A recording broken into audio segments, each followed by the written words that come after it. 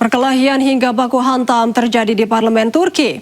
Para anggota parlemen dari partai berkuasa dan oposisi ribut mengenai pengangkatan Menteri Kehakiman yang baru.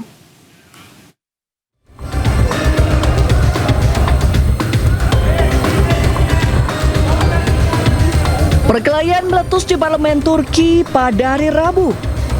Keributan dipicu oleh ketegangan politik usai penunjukan Akin Gürlek sebagai Menteri Kehakiman baru pada perombakan kabinet terbaru Presiden Recep Tayyip Erdogan. Insiden bermula saat anggota parlemen oposisi mencoba menghalangi Jaksa Agung Istanbul Akin Gürlek mengucapkan sumpah jabatan.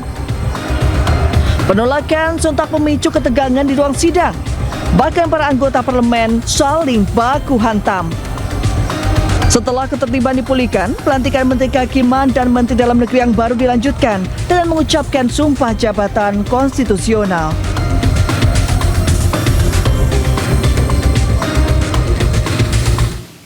Hujan deras yang terus mengguyur Portugal memicu longsor di Costa da Caparica. Sementara itu hujan deras juga memicu banjir sehingga memaksa ribuan warga mengungsi dari daerah rawan.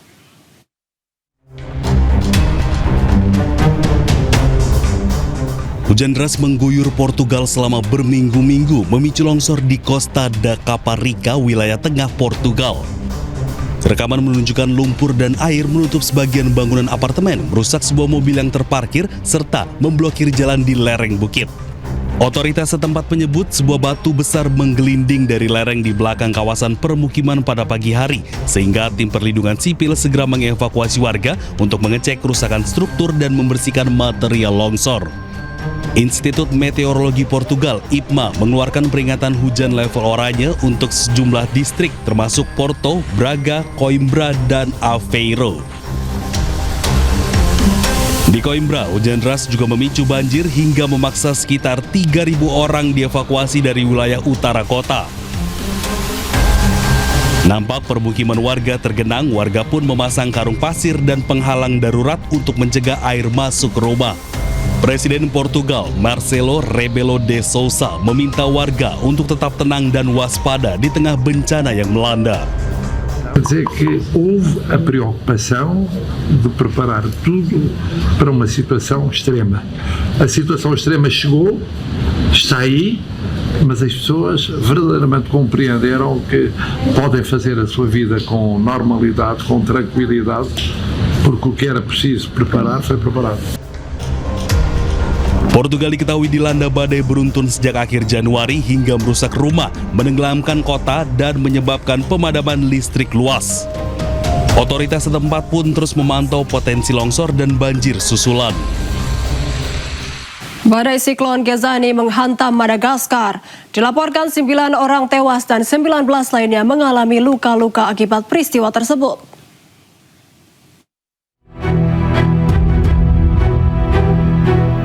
Badai siklon Gezani menerjang wilayah pesisir timur Pulau Madagaskar. Siklon Gezani mendarat dengan kekuatan angin yang mencapai puncaknya hingga 250 km per jam. Badai dahsyat ini meninggalkan jejak kehancuran yang mengerikan dan merusak ribuan bangunan di kota pelabuhan Toamasina. Toamasina, kota terbesar kedua di Madagaskar, dilaporkan mengalami dampak paling parah. Terlihat atap rumah warga terlepas dan pepohonan tumbang menutup akses jalan.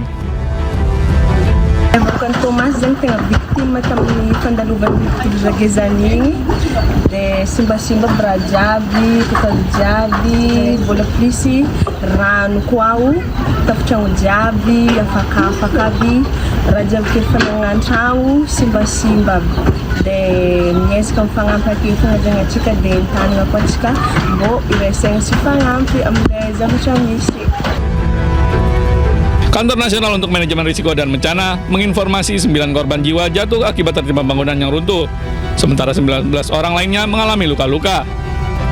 Otoritas mengeluarkan peringatan banjir dan longsor di sejumlah wilayah, saat pemerintah fokus pada penanganan darurat.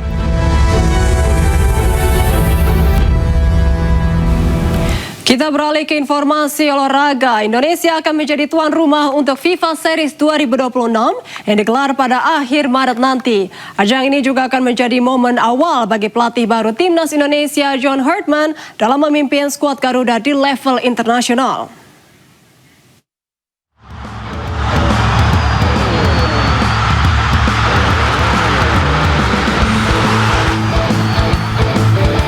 Indonesia akan menjadi tuan rumah untuk FIFA Series 2026 yang digelar pada akhir Maret di Stadion Utama Gelora Bung Karno, Jakarta. Dalam turnamen persahabatan antar negara 2 tahun sekali ini, Indonesia menyambut Bulgaria dari zona UEFA, Kepulauan Solomon dari zona Oseania, serta Saint Kitts dan Nevis yang mewakili CONCACAF.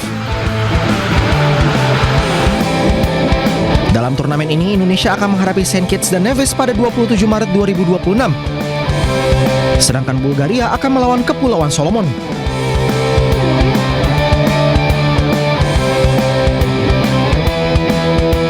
Turnamen kemudian dilanjutkan dengan laga perebutan tempat ketiga serta laga final 3 hari kemudian.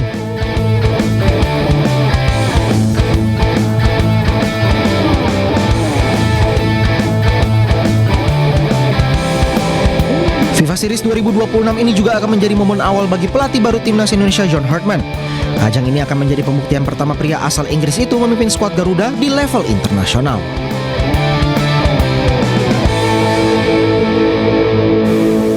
Indonesia masuk grup neraka dalam ajang Piala Asia U17 2026. Skuad Garuda Asia dikepung 3 tim yang pernah menyabet trofi juara di ajang ini. Pemirsa, usai sudah kebersamaan kita dalam iNews malam hari ini. Temukan informasi-informasi terbaru lainnya di www.inews.id. Cuplikan tayangan berita iNews dapat Anda saksikan di kanal YouTube @official iNews. Mewakili kerabat kerja yang bertugas, saya Syifa Hanifah pamit undur diri. Terima kasih, selamat malam dan sampai jumpa. 16 teams are in the hunt, with each awaiting their fate. Konfederasi Sepak Bola Asia AFC mengundi fase grup untuk Piala Asia U17 2026 di Kuala Lumpur, Malaysia pada Kamis sore. Dari hasil undian ini, Indonesia masuk dalam grup neraka. Indonesia. Skuad Garuda Asia berada di grup B dan dikepung 3 tim yang pernah menyabet trofi juara di ajang ini. Ada peraih 4 gelar Jepang, Tiongkok yang mengoleksi 2 trofi, serta Qatar yang terakhir kali menjadi juara pada tahun 1990. Sedangkan di grup A, tuan rumah Arab Saudi bergabung dengan Tajikistan, Thailand, dan Myanmar.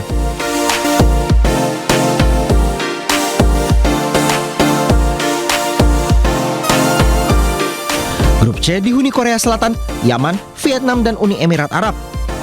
Lalu terakhir grup D diisi Uzbekistan, Australia, India, dan Korea Utara.